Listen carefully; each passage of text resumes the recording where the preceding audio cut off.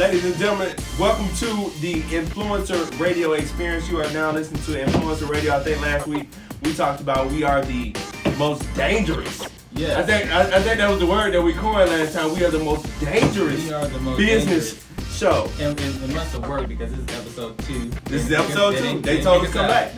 We gotta come back. So, I mean, the experience of, being on here and being able to share business news with our community is just something that, is just something that's really needed. Yes, it is. And honestly, it is so much opportunity out here. And what I want to do is, and what we want to do with the show is start to dispel a lot of these myths, thinking that, these opportunities are not for us as a people and we don't have the same advantages as anybody else. We want to help relay some information to you guys and make sure that you guys are able to take advantage of a lot of these opportunities out here, because it's not so much that we are shut out of these opportunities, it's the fact that we don't know about them. So we want to make sure that everybody understands the opportunity that's available to them and show them how to capitalize on that and take advantage of it. Today we got a lot of stuff going on today. We got a guest today. We got a guest, illustrious, nothing but illustrious. Illustrious. She's illustrious. That's what I hear. She's an author. She is a celebrity hairstylist. She knows everybody in the industry, and she will be on with us today. What else are we going to be doing today? We're also going to be talking about the hot topics in business news. So we have, of course, the Forbes list. They just listed the top highest earning athletes in the world. Wow. And we also have an article about the gap of black wealth. Okay. So I think that's definitely something that we need to address, and it's something that we need to really get into, because I think a lot of times we get kind of caught up on the things. And like, oh, he got the Lamborghini, oh, he got the Lambo, and this type of stuff, but we don't really think about, what does the real bank account looks like? What does the wealth look like? What do we own? What are we producing? This type of thing. So I think that's a great thing for us to cover today. Mm-hmm. Well, before we get into all that, we want to talk about some of the things that we've been dealing with the week. We as some of you guys don't know, is new to the show. We are a digital agency, and so we have a lot of different clients. We work with a lot of different businesses, from large corporations to, small businesses. And there's, sometimes we like to cover and give advice on some reoccurring topics of the week. So this week has been about controlling your narrative. Okay. A lot of our clients have been coming to us and having to deal with controlling your narrative, getting the story right. Because getting the story out there. Part of that story is it goes along with your branding. Like how do people perceive you? How do people perceive you in the market? How do people perceive you online? How do people perceive you on social media? And so it's about controlling the narrative. And that is so crucial in today's world, about controlling the narrative, because there's so much news and content out there that is very easy for someone else to post a story about you, and if you don't have a rebuttal, if you don't have a way to get your content out there for you to control the narrative, then you can, then anything can be said about you. That's true. Think about a Yelp review. How many of you all have businesses that are on Yelp and have bad reviews because you don't have somebody controlling your reputation. You don't have anybody really helping to create that narrative for you. So, what are some ways, Kevin, that like people can, or businesses, and not even businesses, but even people, because personal branding is everything now. Like what's out there. If I Google you and I'm a potential employer, and I Google you and something crazy comes up, like you out in Cabo and you wild out, and that's the first thing that came up on your Facebook page, Oh, yeah. or first search results on Google. What are some ways that people can control the narrative just by search? Okay. One thing, real quick, before we get too deep into this, because we learned last time we got to take commercial breaks. I don't know if nobody else has ever done radio and this type of stuff, but we got to take commercial breaks. We got to be able to pay for some of this information that we send to you guys. If you are concerned about your reputation, and we're about to get into this, and we'll talk about this and kind of go a little bit into this subject, but if you are concerned about your reputation, if you do own a business, whether it's brick and mortar, whether it's online, your reputation means a lot. So if you have a business, or if you're trying to start a business, the main thing that what we want to help you with is that reputation. We want to help you, gain reviews, whether it's an Amazon product, whether you're a brick and mortar. We can help you as far as bringing customers in through doing, the proper Google reviews and business listings and this type of stuff. So if you are a business, do me a favor, go to Influencer 365, go down all the way down to the bottom of the page. Yeah, we got some fly videos. Yeah, we promoting a couple things like that. But go down to that bottom of the page, send us your information, let us know. Tell us a little bit about your business and tell us, some of your goals and some of the things that you're trying to do in business. And let us have that conversation with you. Let us talk to you about their reputation, how you can manage that reputation online, and how you can make sure that you set your business up for success from day one. Okay? So we're going to go pay a few bills, do some commercials real quick, and then we'll be right back, and we'll get into this whole thing about telling your story, controlling your narrative, and then controlling that reputation online. Did I do it right that time? Did I go to commercial right that time? But just tell them, and we'll be right back. And we'll be right back. Or something like that. Okay. All right. And for you guys still streaming with us, our guest is about to come into the studio. She's trying to get to the building. So if you saw me put my head down, I was trying to communicate to her PR person to come to the right building. Is she out there? Not yet. She's Okay. not out there yet. Okay. For those that listen at home streaming, one of the things that we're going to do as far as in these segments is we want to start to answer your business questions. We are a wealth of knowledge. We have over 20 years between the both of us of just marketing and business experience.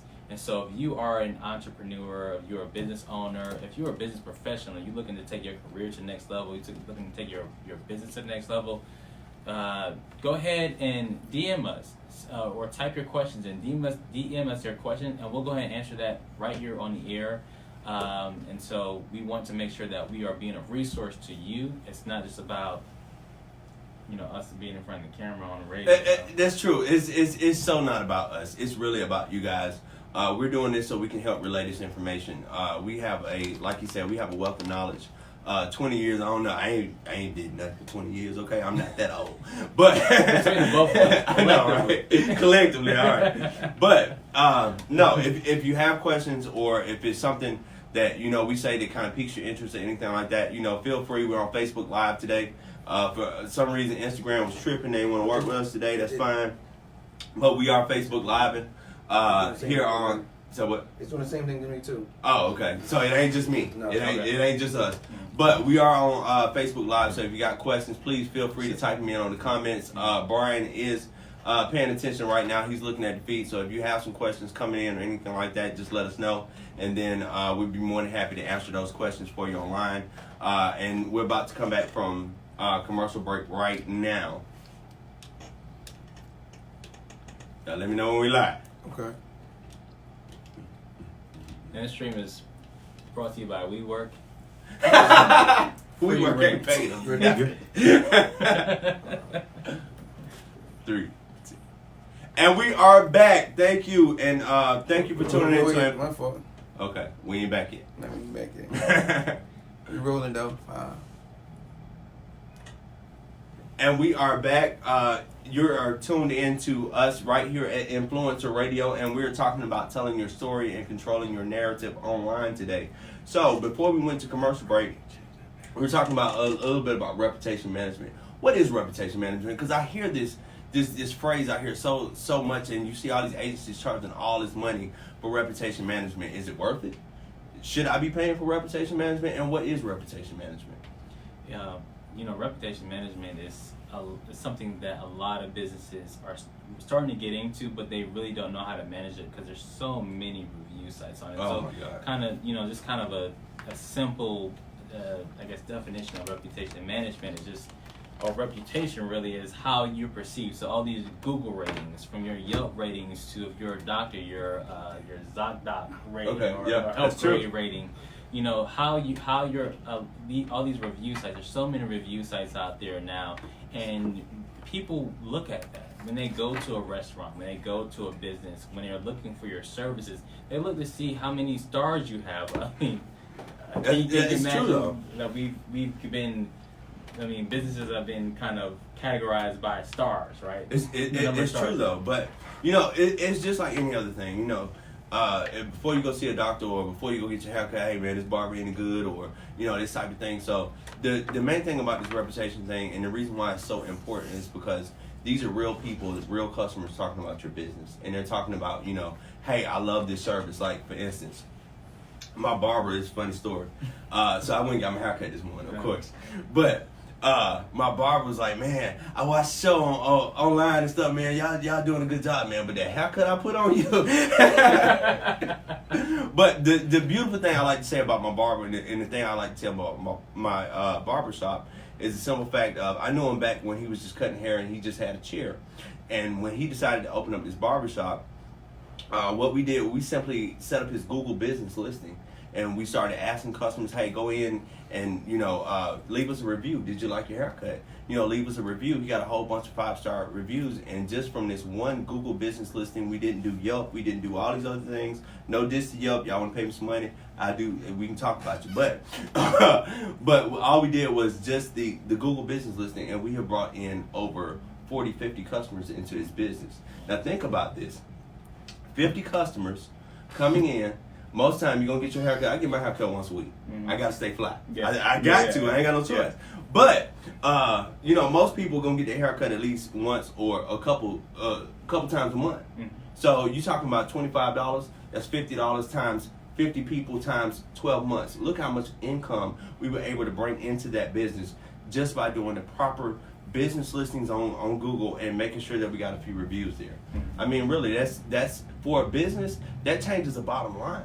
It really does. Like most businesses, I think they just don't know. It does not really take a whole bunch of money to be able to pay your staff and pay your bills. I think folks think that I started business is going to take hundreds of thousands of dollars. Not necessarily, not all the time. I mean, you need to make sure that you got some income saved up somewhere, but we don't need $100,000 to start a business. A lot of times, some of these businesses that we start, $5,000, $10,000, and with the proper online marketing, we can get you profitable and we can get you going within about 6 months. Mm-hmm. Exactly, and it goes back to controlling the narrative, right? Because all of it is still consumer behavior. These stars and how they are reflected of your business is how people think. If I see a business or a restaurant that is 3 stars, and I see another restaurant that's 4 stars, I'm going to think a little bit differently about that 4-star restaurant than that 3-star restaurant, exactly. Even though I've never been to either one of them. Yep. And so that's why these things are important, because it's about controlling the narrative. How can you get people to, if you're a business owner, you're in it every single day. Yep. You understand how your business operates. You feel that I have the best business out there. And so let that reflect out there online. Control your narrative in a lot of different ways. Not just by, and it's a lot of ways that these ratings can be, concluded, as far as even in Google searches, from your social media to your website to Yep. these reviews. Like the robots, I mean, even Google is now using real people to look at websites to even say that, hey, this is a quality website, and so let's put this higher up in the search ranking. So that even higher up in search rankings determines the amount of traffic that actually comes to your website. And then the thing that people need to understand, Google is going to trust their information first. Mm-hmm. So when you do a Google business listing versus these other people, and trust me, I'm not getting paid by Google. I'm not. I'm just trying to tell y'all what works. Yeah. But Google need to pay us some money. If Google is watching, I do so much for y'all. Y'all need to sponsor a show. Let me get $1,000, y'all sponsor a show. But that's just for Google. If anybody work for Google, if y'all know the owner of Google, I don't know who owns Google now. I don't know. But it's not Jeff Bezos, I know that. But if Google is watching, sponsor a show. Yeah. Facebook too, Mark, I know you got the bread. I know you got it. But that's all right. But back to what we were saying, with Google Business, they trust their information first. So when you're putting this information and you're getting this verified through Google, when you put that business listing on there and you verify that information, what you're going to find is, everything that's tied to that listing is going to start coming up higher in page ranks. And this is important. When you have a business, and the reason why it's so important is the way our society works now. If you're out somewhere and you're looking for somewhere to eat, you're looking for somewhere to shop, somewhere to get your hair cut, any of these type things, what's the first thing you're going to do? You're going to go to your phone, you're going to go into that Google, if you're trying to buy that new iPad, or if you're trying to buy the fresh new pair of jeans or whatever it is you're looking for, you can go to Google and you're gonna find out who got it. Exactly. And when you go into that search and you go into Google Local and you're looking for a haircut and this barbershop is across the street, Google is going to make sure that they serve that information up to you. That's why this is so important to a business, because we live in a society now that is so mobile and there's so much information out there. It is so important to make sure that you are in all the proper places. So therefore, when I'm out and I'm searching for something and I'm just right around the corner from you, that you're pulling up on my phone. And you said something right around the corner, right? So think about that. For a lot of businesses that cater towards more of a localized market. Not everybody is trying to do national, not everybody is trying to be global with their business. Some people are just trying to get the people right there in their own community, within their own city. And so having these reviews are very imperative as far as for localized marketing, and actually it's more effective for localized marketing. And so, you know, I'm looking for, generally when people are searching for things, they're looking for things that are going to be right around their community, right around their area, just like my gym. My gym is literally, I can run to my gym. I calculate it's about a mile from my house, and I run to the gym. But the thing about it is that it's so close to my house, I look for everything. Sometimes when I get home, I don't want to come back to the city. I want to stay and do things around the area, especially the things that I need on This basis. amazing hearing that from you, Brian, because you don't like to come out the city, bro. You talking about me? I'm out in Douglasville and all this type of stuff. He's just, man, y'all way out here in Birmingham. I'm not coming out there. But we got to keep this thing rolling, and we got bills to pay. And we have a guest here today, and we want to make sure that she gets ample time to talk about what she's doing and all the great things. This woman is I've read her story. She's amazing. Yeah. She's really amazing. It's I'm not even gonna drop it to y'all just yet. You're just gonna have to wait. It might be Oprah. You never know. It might be Oprah. Let's don't do that to her. It's not Oprah. It's not Oprah. Let's don't do that to her. But we gotta pay some bills. We're gonna go to commercial break real quick, and when we come back, we'll be sitting down with our guest. Is she here? Is she here yet? Is she here yet? Is she here? Yeah. Is she here? I think she's here. So we'll be sitting down with our guest. She'll be on air with us when we come back. Thank you so much. Give us a few minutes. Welcome back to Influencer Radio. You are now here with Brian Brown and Kevin C. Pratt. I don't even think we had announced ourselves. We just got to talk. But see, this is what happens when you doing episode 2. Yeah. But we have nothing but illustrious guests. I know. And our illustrious guest is here with us today, Miss Erica Strong. I don't know, we got some applause. Let me do this. Woo! She is a celebrity hairstylist. She is an author. She is an overcomer. She is a inspirational figure. She is a motivator. She is all kind of things. She is just all kind of awesome.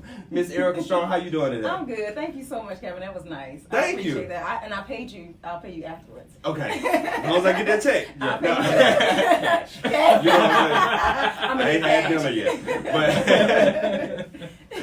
But so tell us a little bit about yourself. Tell us a little bit, about your history, how you came up, and give us a little bit of your backstory. Okay, so I'm from Baltimore, Maryland. Wow. You know, the place where The Wire was shot. Oh, and yeah. what you saw on The Wire is exactly what it is. They Okay. did not prop it out.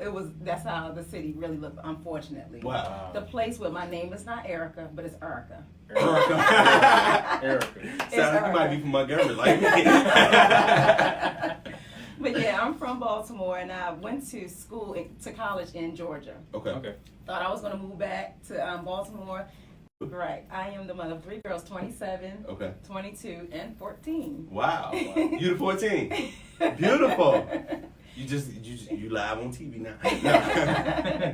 So yeah, so I have my girls, and like you said, I am a celebrity stylist. So being in Georgia, it's just amazing how that industry just really picked up in Atlanta, because when I first moved here, it was starting to kind of bud. Okay. But after just kind of being here and watching it grow and just really being in the crux of it all, like I really appreciate how people see this as a mecca for film and television and production. So just working in that industry alone. Black folks see Atlanta as a mecca for Everything. Okay. You're right. We is everything in the A. Right. Okay. Yeah. Give us an idea of some of the people that you have actually worked with. Give us you name drop a little Just bit. name drop a little bit. Just a little bit. So I've worked on several Tyler Perry's projects. Tyler Perry, okay. Yeah, and one of the things I really appreciate about him, I think if you have never worked with him, you can't really appreciate his genius. And people always say, oh, they're such a genius, but I really saw it with him and working in one of those projects and seeing how the script will be done, but as the scene is going, he's like, you know what, no, stop. Let's do it this way. It's Okay. like he's moving in the moment of the scene, and I just absolutely love that. Okay. And then, of course, Tommy, that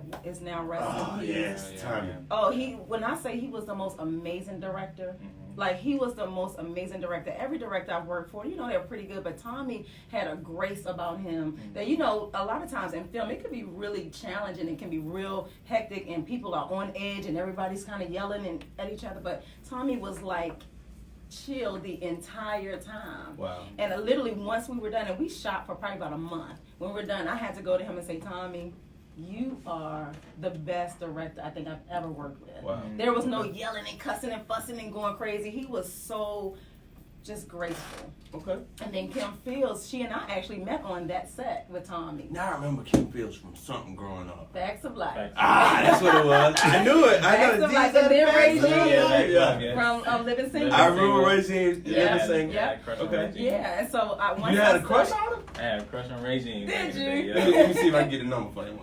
Well, don't mess up. Right, and she has He a is heavy married. home. We're not She doing has a heavy that. home too. But yeah, she and I met there and we became really good friends. Okay. And then out of our friendship, she's just started pulling me so many different places Wow. and just invited me like to places where I was just meeting so many great people. Okay. So like a lot of work just came from our friendship. And then she wrote the foreword to both of my books. Wow. Mm-hmm. Okay. Now you just said that trigger word, book. What tell us about the book. I know you're an author and, Yes. and you've written a book. I have such a great respect for people that write a book because I want to, and I keep sitting down and I get a paragraph and I'm like, oh well, I write it in a couple of years, you Right. know. So what is that like to really author a book and Yeah. tell your story? Because it's funny that you say that. That's part of our narrative today, telling your story. So what is that like? What is that Awesome. process like? Well, honestly, for me, I never thought or even aspired to be an author. Okay. That came from me just journaling through what was happening to me in my life. Okay. So like in telling my story, I am married, I have my children, I have both of my businesses. I was a salon owner or still am a salon owner. And so I had life happening. Okay. And my husband, she was one at the time. He went to work one day and just decided, I won't say one day, he went off because he worked for an airline. So he Okay. went off to go to a business meeting and was supposed to have been gone for like 2 weeks. Okay. After 2 weeks, he called back and was like, I'm not coming back. Wow. Like seriously, I'm This not stuff coming really back. happened. Like I'm going to get some cigarettes. I ain't coming back. Yeah, I'm thinking like, am I on? What was that movie with Eddie Murphy and all of them? The Hall of Night. Yeah. Baby, I ain't coming back. That's what I'm saying. It's like now I can laugh about it, but it was serious thing because I fell into a deep depression because Wow. she's one. I have my businesses, and then maybe 2 weeks later he calls me and go, well, let me let you know he left for an R&B singer. Okay. He met her in his travels, and so he's like, you're gonna see me in her videos. You're gonna see me on BET Awards. You're gonna see me. How you tell your wife this though? How you tell your wife this? Like I couldn't even imagine calling my wife. Hey, you might see me in Yeah. Rihanna new video. Right, but it ain't nothing. Right. We probably ain't really doing nothing, but Right. we naked. Don't Right. worry about it. Don't worry How's about it. that? Because I'm just helping her out, and I was It's like, like, how do you you have a whole process that? family and a wife, exactly. And so of course I fell into this deep depression, trying to figure out like, wait a minute, I am. A mother, and I have a business, and I have my children, I have my family. Now the whole, because I'm maybe old-fashioned, but I believe the man is the head of the house. Okay. So like when that leaves, it's like, well, wait a minute, where's the head? Like what am I supposed to do?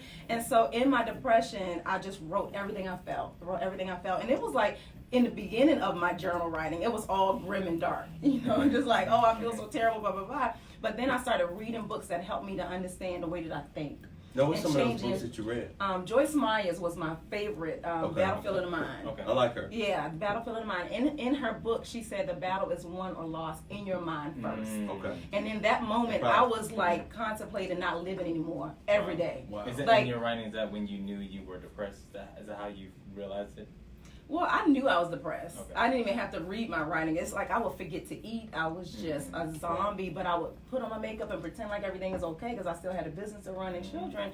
But like every day I would go home and I would just have to write it out. And I don't even know what made me want to write it, but I felt like I had to get it out. Yeah. Because it seemed like when I would talk to people, they'd be like, oh, poor Erica. So let me tell you about my problems. It was like I was always listening to other people's problems, which is why I'm a therapist now. Okay. I got my master's in marriage and family therapy because I'm always listening to We're gonna everybody get into else. that. Right. We're gonna get that commercial. Right. And so when I started writing and reading, I was reading things like Norman Vincent Peale and Emmett Fox Okay. and Marianne Williamson, and all these people was training me on how to think and how to speak and how to control my life because tragedy can happen.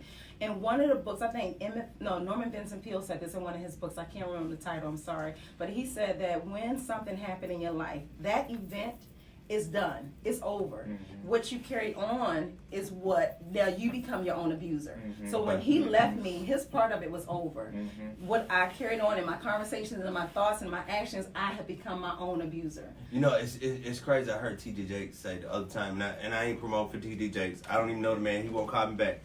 But no, one of the things he said it's not what you go through; it's how you feel about it. Right. And I think that's so true. It's how we process it and how we feel about it. Because a lot of times, you know, this type of stuff happens to us, and we think it's us. Exactly. It's not this evil person that I done connected to. It's me. It's something wrong with me. Exactly. Because I went through that. Like, am I not pretty enough? Am I not this? Am I not that? I went You're through beautiful. Thank you. And then, I was standing in the mirror like, well, what's wrong with me?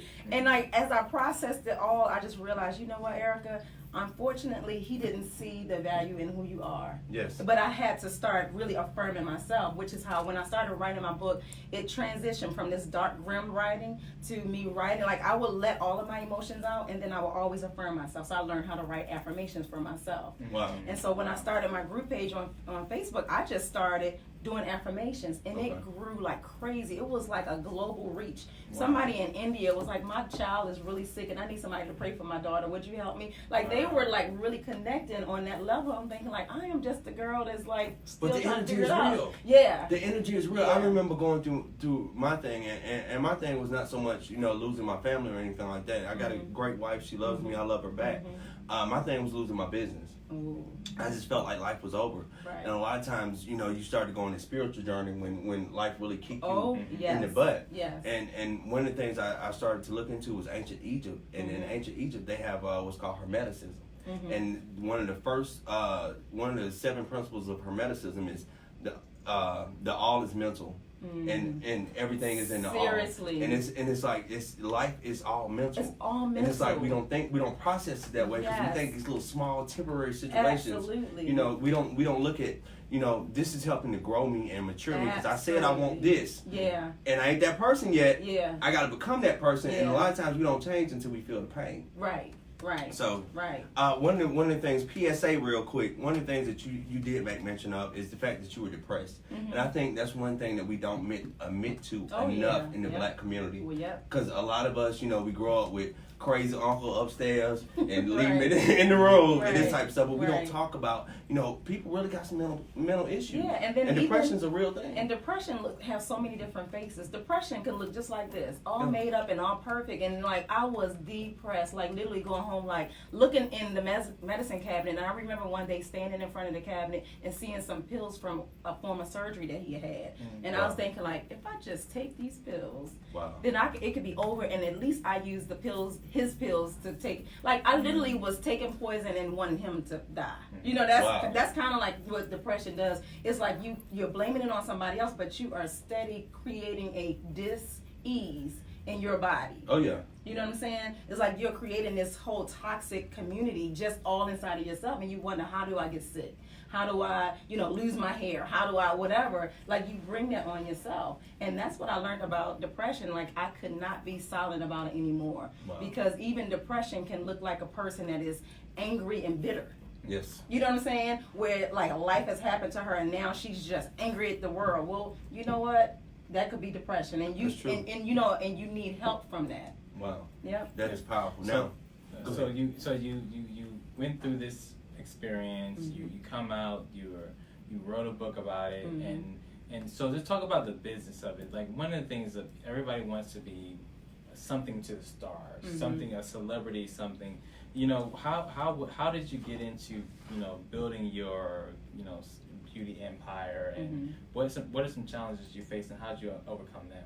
Just real quick, before you do that, we gotta pay some bills. Okay. So we're gonna cut to commercial. It's going a little bit longer than what we planned, but Erica Strong is such a great guest. We want to keep her on. We want to keep her sitting here. We got some hot topics that we're supposed to be talking about. Okay. We might get to one of them, but we really want to hear your story. We really want to get this out. We're gonna go to commercial real quick, and then we'll be right back. Give us about 3 minutes, and we'll be right back.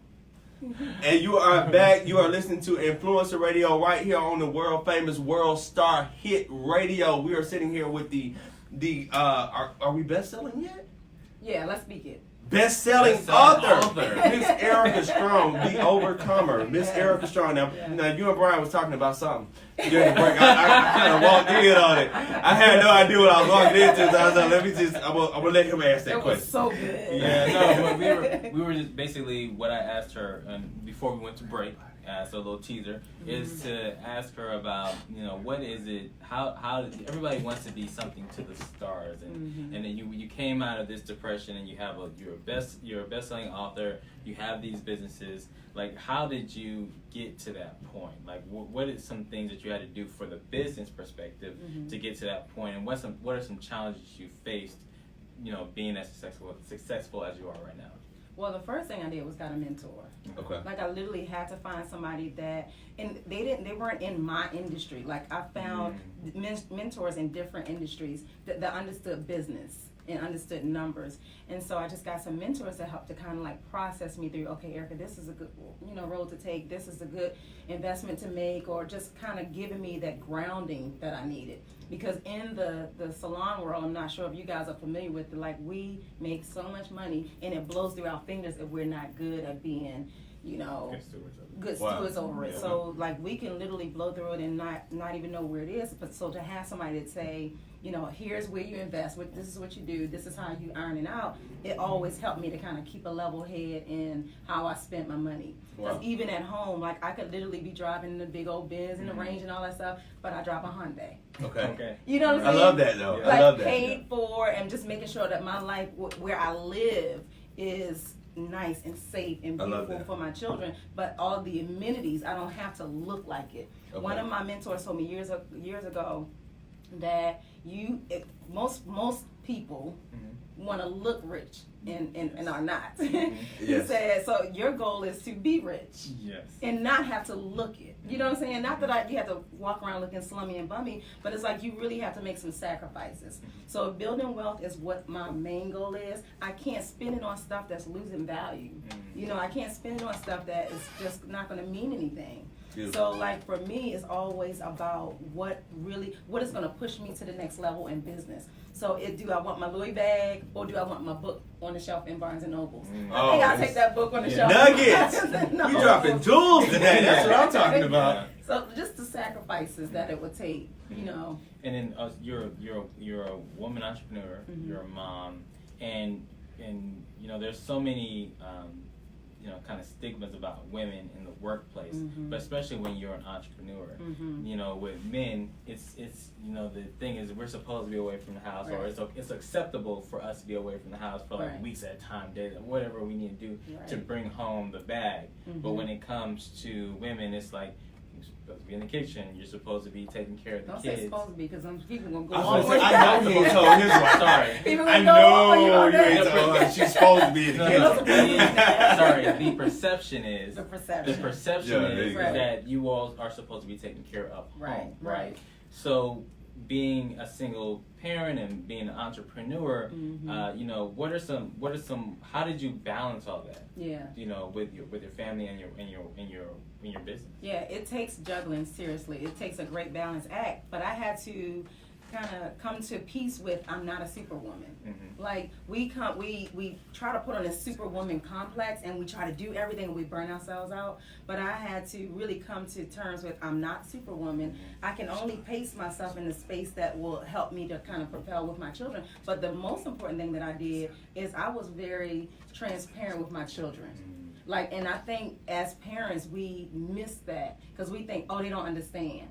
I let them know at a young age, sitting them down like, okay, so this is what my job looks like. That's beautiful. These are the hours that I work. This is the amount of money that I bring home. This is what I pay. I pay this and that and that. Like, I let them see everything that I'm doing. You know, that is so beautiful. And honestly, somebody else said something to that effect not too long ago. Is like, as black people, we don't train our children to be adults because they're not going to learn how to balance the checkbook in school. Absolutely. And that's one big thing. I have a 12-year-old and a 7-year-old, and my 12-year-old, you know, she's always buy me. With And no that's one concept thing, of where the money's coming from. and that's one thing that we started talking about. You know, even with my 7-year-old, I'll sit down with her and she'll watch me pay the mortgage. And she'll see us, you know, some of these bills that we pay out because I think we were raised in a way that ain't none of your business. Exactly. You know what I'm saying? I'm sorry, Mama. I don't even tell your business, Mama. But but we was raised in that way. You know, kids ain't supposed to be in adult conversation. They don't even know what's going on. This type of stuff. So I love that you go over this with them and you are starting to train them and getting them ready because there's a huge financial responsibility once you get out of mom and daddy house. And it made them really appreciate my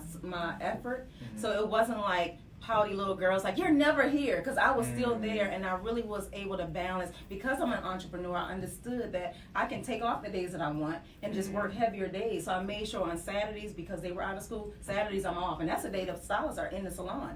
I'm off on Saturdays so I can spend time with my children. So just that was a sacrifice that they knew, okay, mommy's gonna be late Friday because we're gonna hang out on Saturday. So helping them to understand that. And now my 27-year-old is an entrepreneur. My 22-year-old is an entrepreneur. So my oldest one, she's a professional makeup artist. And she is now like a celebrity makeup artist. She's all over the place. My other daughter, she's a celebrity stylist. And as a little plug, we have a TV show that we've been working on. It's called Unmasked. And Unmasked is bringing women that was in those positions that I was in, just, you know, down and out. Life is just hard. We bring them in and do a complete makeover, mother and daughter. So me and my daughters do hair, makeup, wardrobe, and then counseling. So where can people kind of catch that at? Where can people see that, watch that? Right now it's still in pre-production. So once it's done, they can definitely come to Unmasked on Instagram, and we'll be posting everything when you know, when it's picked up, when networks are looking at it now. Because when they see a mother and two daughters like changing the lives of women, that's just phenomenal by itself. Eric, I gotta tell you, you are a phenomenal woman, and I'm just in awe of a lot of stuff that you've done. I want to love strong. I want to stand strong. And I want to finish strong. We're sitting here with Erica Strong. We got to get wrapped up because the producer, he over there doing this stuff. They don't. Much. It's so much. No. Let me tell you what's funny. So when we say last week was our first episode, it was really the first show. So we're not radio people. We marketers, we news people, we all this other stuff. We not radio people, so this is new to us. So they'll be over there, they start doing this type of stuff, and I'm like, huh? No. What you want me to do? But he's trying to tell us to wrap up. So we want to love strong, we want to stand strong, we want to finish strong. Miss Erica Strong, how can we get this book? How can we find out more about you? How can we join your group? And how can we be strong like Miss Erica Strong? Thank you so much. So my website is ericastrong.com. Ericastrong.com. So that literally is the hub for everything. You can go to ericastrong.com to buy the book. You can go just for inspiration. I do have a podcast that I just started, so this is all familiar for me now. So it's Finishing Strong with Erica Strong podcast. And any podcast channel, Erica, that is there. Wow. And then Finishing Strong on Instagram, and my group is Finishing Strong on Facebook. Wow. Okay. Cool. Well, next time we'll come to your studio. I was going to ask now, like, you going to have me on together? Yes. I want y'all stories too. Yes. Cool. But thank y'all so much. We are here with Miss Erica Strong, and if you will give us just a few minutes, we want to get at least this next segment is sponsored by the Atlanta Business Journal. The Atlanta Business Journal, your source for all news, all business news, all Atlanta. We want to at least get one story out. So one of the headlines today, because you made mention of this, Black Wealth. So one of the headlines that we were doing some research for the show today, one thing that we must get out is that that story that we saw on Huffington Post about Black Wealth. Yes. So basically, the story that's on Huffington Post, is that black wealth hardly exists even when you include NBA, NFL, and rap stars. Wow. And basically they were saying that it doesn't really matter how much these guys are making. And there was actually a Forbes just released their highest grossing superstar or athletes out in pretty much across the world. and only 3 of them were black. And that was LeBron James. I was gonna say LeBron had to be in there. The King got to be in there. Actually, it was 4 of them. LeBron James, Steph Curry, Kevin Durant, and Russell Wilson, who just kind of made that because of his deal. Right. And Y'all so really gonna do that, Draymond Green? Draymond Green don't get nothing. well, Draymond don't get no bread. Draymond's a nice role player. I hope Draymond is clowning tonight. Go Golden State, go Warriors. Let's get forward. Let's get forward. We cannot allow the American United States Championship to go to Canada. Okay? I know. We cannot allow that to happen. I'm sorry. But I love Toronto. I know all y'all black play for them. That's fine. But we don't want our championship in Canada. Right. That's all I got And to just say. one thing on generational wealth. Yeah. In another week, she's going to be taking a camp, and it's Generational Wealth Camp. That's the name Wow. of it. Wow. And they are taking them through every That's the aspect thing. of wealth. And I think the camp is from age 14 to 18. But literally, they are teaching them meditation. They are teaching them exercise. They're going to do everything about being wealthy, because it's not just a dollar. It's about a whole lifestyle of wealth. Wow. And if she's learning it at 14, and even that camp, Generational Wealth, I'm not sure what their Instagram or anything is, but they are giving them $50 towards the scholarship fund on Saturday. Oh wow. Towards a college fund. Yeah, isn't that awesome? Yes. That So is they're awesome. starting that. Very awesome. Yep. So do you think? I mean, with that said, even with all of the athletes and how much money they make and things like that, why do you think there's such a disproportionate ratio? I mean, as far as with this wealth gap, like we can never really close that gap. Yeah, I think discipline is the biggest thing for where we are in our in the gap. Of course, we had a later start. Okay. But when we see them spending and buying stuff, And some of our starts got burnt down. Let's be honest about it. We remember Black Wall Street. Yeah. If you do your research, we had one of the most busiest, most profitable business sectors. Affluent black people all over the place, educated, making a lot of money, doing the capitalism thing. But that was burnt down. I ain't gonna say who did. Exactly. But I mean, the fact that they kept their economy inside of their community. Yeah. Like, I think they said it was like a 14 or 15 ratio before it would even leave that community. Like, literally, they said, y'all don't want our money? We're good. And they built their own bank, their own schools. Like, everything was inside of it. And, like, when I asked my daughter, did you ever hear about the Black Wall Street? And they was like, no. I'm like, that is, like, what we need to know that we can do something like that. We can build that wealth, especially if we know how to come together. Oh, yeah. Absolutely. And honestly, we got to do it here in Atlanta. I think everybody know what that means now. They're saying, I ain't. Y'all need to stop talking. Right. Cut the show. But thank y'all for tuning in. This is Influencer Radio. We are here. I am Kevin C. Pride. This is Brian Brown. And we are here with the beautiful and illustrious Miss Erica Strong. We are living strong. We are standing strong. And tonight we have finished strong. Thank you so much for tuning into Influencer Radio. Please join us next Thursday right here on the world famous World Star Hit Radio from 6 p.m. to 7 p.m. every Thursday.